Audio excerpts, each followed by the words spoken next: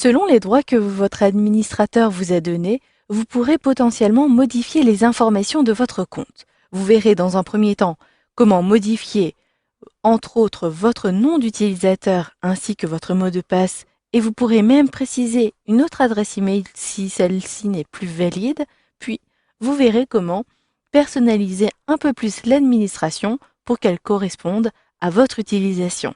Vous le verrez, vous pourrez choisir un autre template par exemple.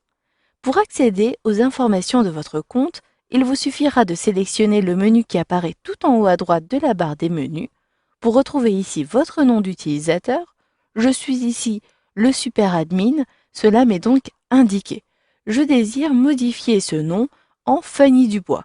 Pour cela, il me suffit de sélectionner Modifier le compte et automatiquement, j'accède au formulaire des informations de mon profil. Vous le voyez, j'ai ici un premier onglet sur le détail de mon profil, mais j'ai également ici les paramètres de base de personnalisation.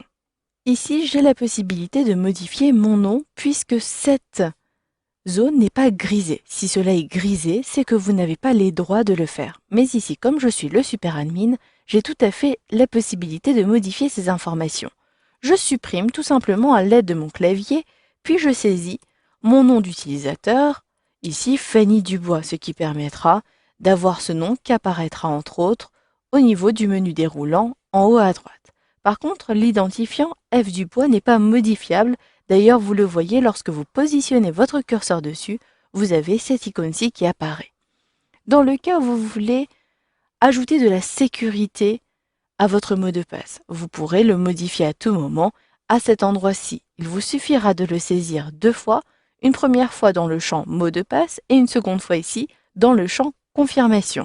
Je vous conseille dans ce mot de passe d'ajouter des lettres, des chiffres. Vous pouvez également jouer sur les majuscules et les minuscules pour les lettres, ce qui va augmenter la sécurité pour accéder à l'administration de votre site internet. Ici, je saisis mon nouveau mot de passe, puis j'appuie sur la touche tabulation. D'ailleurs, vous pouvez également ajouter des symboles tels que les étoiles, les plus, etc., ce qui renforce encore plus la sécurité de votre site internet. Je clique à l'extérieur. Ici, mon adresse email est précisée et c'est une information obligatoire.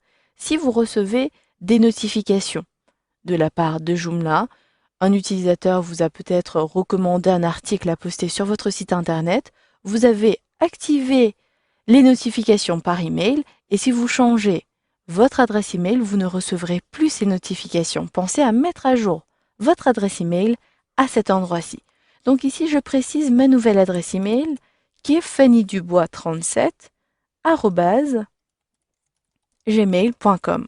Puis, il s'agit des informations que je ne peux pas modifier. Elles sont là à titre d'information, date d'inscription et dernière visite. Toutes ces informations apparaissent bien à cet endroit-ci. Et j'ai ici le numéro ID.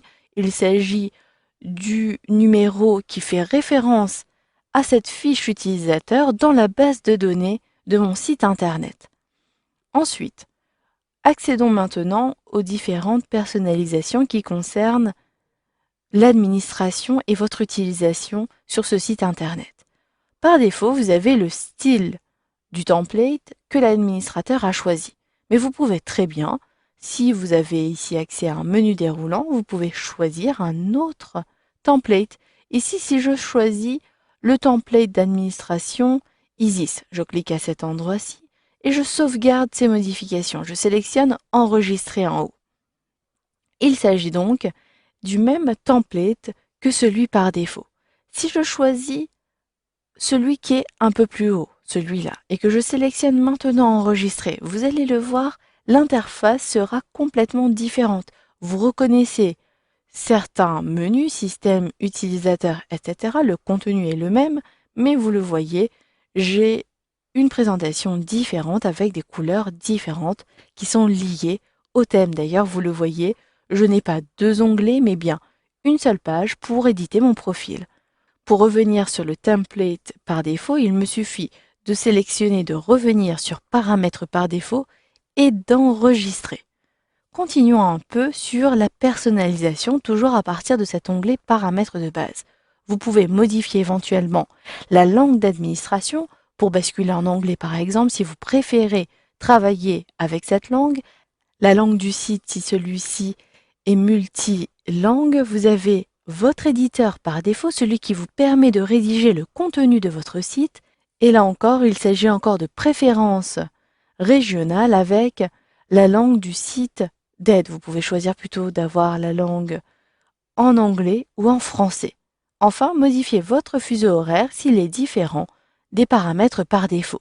Une fois que vous avez terminé, que vous ne voulez plus modifier votre profil, il vous suffit de sélectionner Enregistrer et fermer.